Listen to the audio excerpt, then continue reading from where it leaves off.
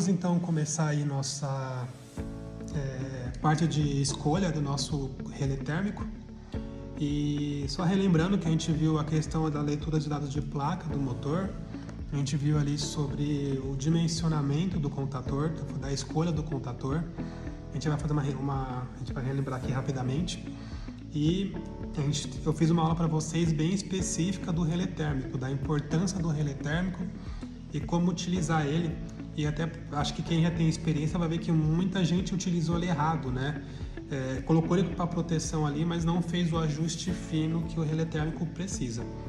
Então nessa aula aqui agora, a gente vai fazer a escolha do relé térmico e eu vou fazer algumas questões também relacionadas ao contator. A gente vai fazer, pessoal, a montagem. Eu pretendo fazer essa montagem, essa escolha de um contator para uma partida direta e de um contator para uma partida estrela-triângulo. A gente viu ali que muda de acordo com a partida. Eu sempre falo isso. As características do quadro de comando é feita para aquele motor com aquela especificação. Se eu estou partindo aquele motor em uma partida direta, então os dispositivos são dimensionados para isso. Agora, se eu estou utilizando uma partida estrela-triângulo, os dispositivos são feitos para quê? Para uma partida, são escolhidos, dimensionados ali, ajustados para uma partida estrela-triângulo. A gente viu na aula anterior também que até o inversor de frequência, se eu for utilizar um relé térmico ali, eu preciso levar em consideração algumas questões para que não aconteça ali o desarme dele, né? Ele não atue ali desnecessariamente. Então vocês viram que cada quadro é feito, cada motor tem a sua partida, as suas características. Então isso é aquele ajuste fino que só quem é técnico da área e vocês estão aprendendo comigo nesse momento. Então, o motivo de ter escolhido esse motor, eu peguei esse motor aleatoriamente, eu não tive nenhum critério assim inicial, não precisava de um motor trifásico e que eu seja multitensão ali, que eu consiga fazer vários fechamentos nele. E aí eu acabei pegando esse aqui para fazer o dimensionamento, certo? Então a gente vai partir dele. A gente viu ali os tipos as categorias do contator, né? Mas isso não é questão dessa aula, já foi passado. Aqui, pessoal, o que a gente fez? A gente chegou ali, né? No caso, a gente pegou na placa do motor, que esse motor ele precisa de uma corrente de 26.4 nominal na sua operação. E esse motor também ele tem um fator de serviço de 1.15, certo? Ou seja, o fabricante garante que ele pode funcionar 15% acima, sem nenhum problema em regime permanente. Então a gente fez dois cálculos. A gente colocou ali o fator de serviço, 30.4 amperes, então a corrente subiu um pouco. E a margem ali, a gente colocou essa margem de 1.1, que é a margem de segurança a mais para o nosso contator. Então ficou ali em torno de 33 amperes. Essa margem de segurança ali é para garantir que meu contator não venha aquecer desnecessariamente e que eu tenha uma faixa de atuação ali bacana. Lembrando que o contator, pessoal, a função dele é o quê? É um interruptor, é uma chave, é ligar e desligar o meu motor, certo? Então eu posso ali sim dimensionar ele com uma certa folga. Já o relé térmico não. A gente viu que o relé térmico tem que ser feito exatamente para a corrente que aquele motor utiliza. A gente até viu que eu não devo inicialmente considerar o fator de serviço, e sim os dados de placa, a corrente que ele vai puxar naquele exato momento. Então, eu separei para vocês aqui também um catálogo da WEG.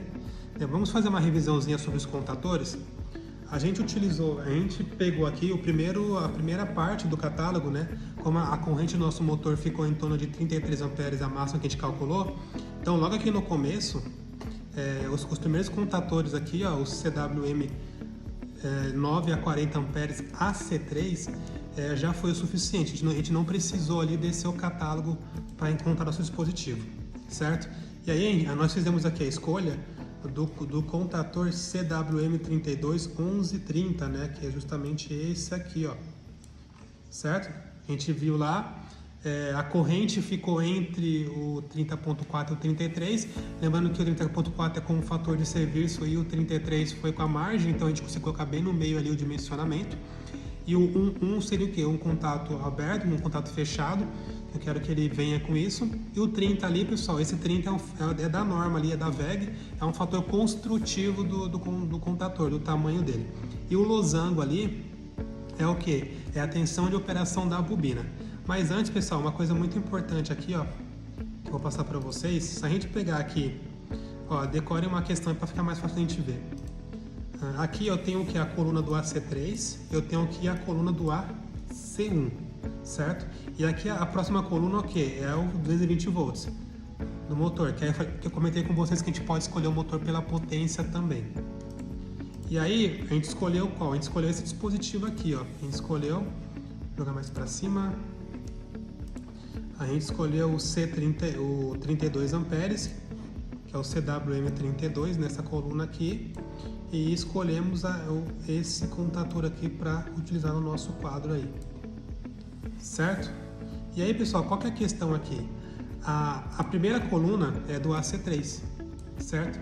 A segunda coluna é o que? É do AC1. Observa que eu tenho ele tanto em 32, como também tenho ele em 60 amperes. E aqui, ó, eu tenho o que? Eu tenho aqui ele discriminado. Mas todos esses componentes que estão aqui, pessoal, eles são o que? Eu vou utilizar isso aqui, o 32 e o 60 para escolher. Então, o mesmo dispositivo que ele é o AC3 para 32 amperes é o mesmo dispositivo que é o AC1 para 60. O pessoal confunde muito na prática, por quê? Porque eles divergem, né? Eles acabam colocando que é uma coisa são dispositivos diferentes. A palavra certa é essa. Que eu tenho um 32 e um 60. Não, pessoal, o mesmo dispositivo ele funciona dessa mesma maneira. Então, o que nós escolhemos aqui, a gente escolheu o CWM32, saiu de baixo, 1130, para trabalhar o que? Com 32 amperes AC3. Mas esse mesmo dispositivo ele também poderia funcionar para um AC1 de 60 amperes. Certo? Então é o mesmo dispositivo, não muda. Ele só precisa estar o quê? Na mesma especificação, ali na mesma linha da tabela. Aqui na VEG funciona desta maneira. Então eles não são dispositivos diferentes, pessoal. É o mesmo dispositivo que eu utilizo ali na prática, certo? Professor, por que disso? A gente viu lá que o AC1 são cargas resistivas ou pouco indutivas, ou seja, eu não vou ter uma variação muito grande da corrente. Uma carga resistiva linear, a corrente é linear, certo? E já em motores elétricos eu tenho uma carga indutiva, então é um motor ali que ele vai ter uma variação na partida, quando ele estiver com carga, quando eu estiver desligando esse motor, então a corrente dele ele não vai funcionar de forma linear, ele vai ter vários tipos de funcionamentos, podemos dizer assim, no decorrer da sua operação. Então por isso que a sua corrente aqui é menor, 32, para esse regime de operação, e para de corrente, uma carga resistiva ali, não pouco indutiva, né? Eu utilizo o de 60. Então vale frisar, pessoal, que são exatamente o mesmo dispositivo, não são dispositivos separados. E aí a gente viu também a questão aqui do losango, né? Que é esse símbolo preto que fica aqui, que ele indica o quê? Ele indica a tensão da bobina, né? E aqui logo aqui embaixo, ó, assim que a gente desce a tabela da VEG, é onde a gente encontra o que? A questão da bobina. Ele fala aqui, ó, substitua o losango pelo código da tensão de comando. Então, CWM32 1130 e aqui depois um desses códigos aqui abaixo. Então, eu tenho lá o código de alternada, né? Então, se eu quero que a bobina do motor funcione em corrente alternada ou 50 ou 60 Hz, eu posso pegar aqui o de 24 volts. Então ele vai funcionar em 24 volts alternado. Então lá no final, D02. E aí eu posso escolher qualquer um desses aqui de acordo com o que eu tenho lá. Então se eu quiser manter uma tensão de 480 volts, então eu coloco lá D39 no final. Aí logo depois eu tenho a separação aqui, uma tensão em 50 Hz, que não é a tensão como o Brasil opera, e a tensão de 60 Hz, que é a frequência, que o Brasil opera. E a mesma questão, eu tenho o V04 para 24 volts, o V06 para 28 volts, o V10 para 48, certo? E um detalhe muito importante é que eu consigo a bobina em corrente contínua, mas aí a VEG tem uma questão, ela só fornece a bobina em corrente contínua a partir do CWM40, certo? Outros fabricantes fornecem essa tensão na bobina em correntes menores, mas a VEG ela fornece oficialmente essa corrente acima ali de 40 amperes. Pode ver que aqui no código, ó, eu vou circular e vou colocar o zoom para vocês verem. Aqui no código, ó, tá lá CWM40. Então é a partir do CWM40. No nosso caso, se a gente fosse querer colocar a operação dessa bobina em corrente contínua, eu poderia escolher o próximo contator ali, tá? Porque, como eu disse, o contator não tem problema de eu dar uma leve superdimensionada. E aí, então eu tenho aqui essa parte embaixo, onde eu faço o quê? Eu faço a escolha ali da bobina em corrente contínua, a partir do 40. Tanto que se a gente descer mais um pouco aqui para os próximos dispositivos, ó, aqui na casa de 50 a 105 a C3, vocês verão que vai ter aqui os contatores, aqui vai ter a alternador contínuo, e na contínua não vai ter o código ali, entre parênteses, o CWM40, porque aqui já oferece suporte ao CWM40, então isso é muito importante. Então, no caso ali, pela VEG, se eu for querer escolher a bobina em corrente contínua, eu preciso ali conversar com eles, saber se eles conseguem fornecer a troca da bobina para corrente contínua no CW32. Eu tenho que cogitar aqui utilizar esse ou até mesmo procurar um outro fabricante. Porque, como eu disse, outros fabricantes ali, a Siemens, por exemplo, eles fornecem a tensão de operação da bobina em corrente contínua com uma tensão mais baixa. Então, nós temos essa peculiaridade aí em relação à VEG, certo, pessoal? Então, aqui não tem problema. Então, o losango ali eu troco pela referência aqui relativa à tensão de pressão da bobina e eu vou ter nosso dispositivo aí. Aqui para nós, a gente vai utilizar o dispositivo ali. No nosso circuito, se eu não me engano, a gente está usando o monofásico, né? Então, vamos pegar aqui um código ali para a bobina, para a gente também já deixar salvo aqui mais ou menos. Vamos deixar no V26, que é para ele funcionar o quê? Com 220 volts na sua tensão de operação. Então, CWM32 1130 V26, certo? E aí, pessoal, falando sobre o relé térmico agora, vamos ver isso aqui primeiro. Aqui tem um catálogo da VEG, que ele é RWs, relé de sobrecarga térmicos. É um catálogo onde ele traz bem detalhado sobre o relé térmico e todas aquelas questões que nós vimos lá no slide está bem mais descrita aqui com dados técnicos, né? A curva de operação que a gente estudou lá e tudo mais, certo? Só que assim, existe um outro catálogo que a VEG fornece que é muito mais fácil de a gente fazer a escolha do nosso relé térmico, certo? Que é esse primeiro que estava aberto aqui, ó. Vocês podem ver, ó, ele está bem grande, né? Esse dimensionamento aqui já é feito para facilitar a leitura, né? Para facilitar a escolha. E aqui eu tenho todas as famílias que a VEG tem lá, ó. Perdão, era para ser a setinha, vamos lá de novo. Eu tenho aqui todas as famílias da VEG, né? E aí, ó, logo embaixo eu tenho o quê? Eu tenho o relé térmico que é usado para aquele contator. Então esse aqui, por exemplo, ó, só vou mostrar para vocês, ó. Já tem um relé térmico dele logo embaixo. Então assim facilita demais a escolha, ó. Aqui eu tenho esse e aí assim vai indo. Então eu posso utilizar o mesmo relé térmico à vez para dois contatores diferentes, vai mudar a faixa de operação. E aí, para a gente dar um zoom aqui, o nosso ele está bem aqui, por aqui, ó. Temos o CWM9, 12, 18, 25, ó. E quem? Nós temos aqui o 32, certo? Que é o que nós estamos utilizando. 12.5 aqui, que no caso é o cavalo dele, que a gente optou por pegar o maior. Se vocês verem lá, o CWM25, ele dava certinho para o nosso motor, né? Aqui de 7.5 kW, né? Que dá os 10 CVs lá. Mas a gente optou por pegar o maior, certo? E aí, ó, temos aqui o nosso CWM32. E aí, se nós descemos aqui, ó, vamos seguir a nossa risca aqui, ó.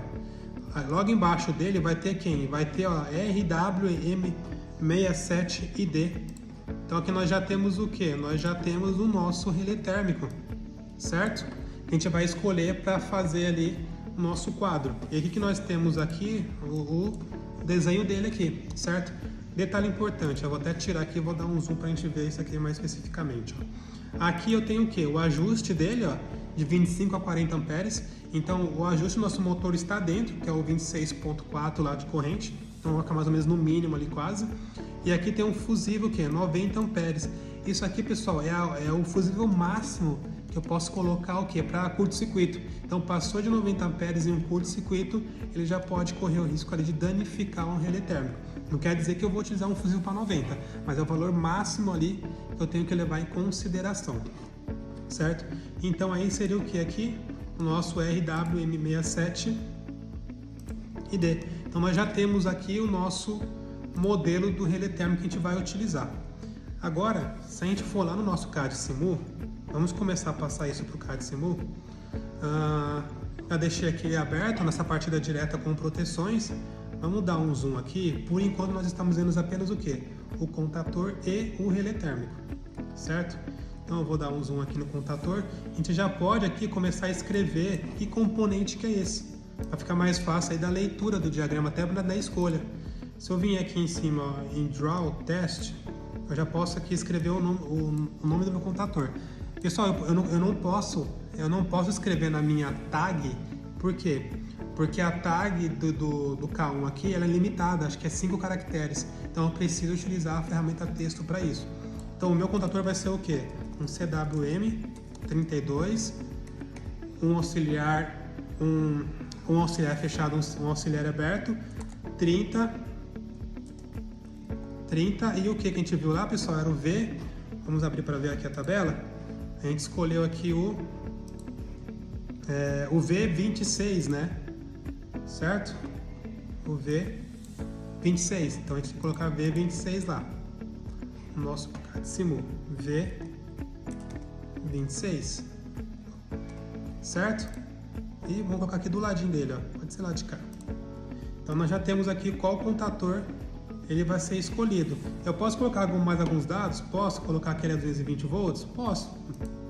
Se é quanto mais informação eu colocar ali para direcionar e facilitar, eu posso colocar também. Certo? E aí, vamos para o nosso relé térmico agora. Aqui no nosso relé térmico, eu já posso também colocar aquele que a gente achou lá. Então, vamos pegar aqui a ferramenta texto. E qual relé térmico que a gente escolheu? Vamos lá no catálogo. Foi o RW67ID, né? A gente escolheu justamente esse relé térmico aqui, certo? Então a gente já pode colocar ele lá, RW67-1D. Então RW67-1D, certo? E colocar aqui. Então nós já temos nosso relé térmico. A gente pode aproveitar aqui também e colocar os dados do motor. Vou chamar aqui de M1, né? Para não ficar perdido. E aí vamos pegar a ferramenta texto e vamos também já digitar os dados desse motor. O que ele é? Ele é um motor, vamos escrever trifásico, né? Dá para ver que é, mas para ficar bem legalzinho, bem desenhado. 10 CV. 10 CV. O que mais nós temos desse motor? A tensão de operação dele, 220 volts, certo? E o fechamento dele vai ser feito em triângulo, certo? Fechamento em triângulo. Então já tem aqui algumas características do nosso motor, certo? E aí, pessoal, então o que falta de mencionar aqui? Falta de mencionar mais outros fatores. Então falta de mencionar o disjuntor geral, a gente vai ter uma aula só para isso também, e falta de fase, que eu vou pegar na mesma aula. A gente fala do disjuntor geral e do falta de fase. E também vou aproveitar, pessoal, e falar para vocês de qual cabeamento escolher para fazer a parte de potência, certo? E demais coisas, à medida que a aula for progredindo, a gente vai falando sobre isso aí. Bom, então vejo vocês na próxima aula. Até a próxima.